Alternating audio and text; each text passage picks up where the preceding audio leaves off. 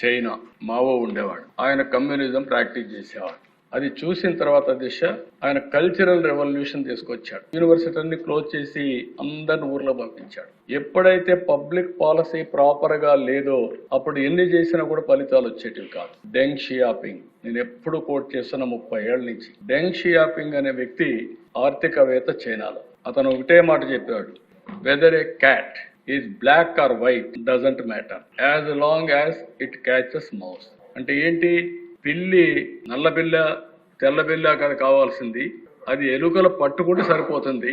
అందుకే economic reforms అని చెప్పి ఆ దేశ ఆర్థిక పరిస్థితిని మార్చిన వ్యక్తి. మావో అతన్ని ఊర్లో పంపించేశాడు బీజింగ్ లో లేకుండా. మావో పోయిన తర్వాత వచ్చి అతను ఆ దేశానికి ఆర్థిక వ్యవస్థలు ప్రమోట్ చేసి 1980s లో ఈ రోజు చైనా అమెరికా తర్వాత అగ్రస్థానానికి వచ్చిందంటే ఆయన విధానాలే కారణం. నేను అందుకే ఎప్పుడు అంటాను, ఆర్థిక సంస్కరణలు తప్పనిసరి.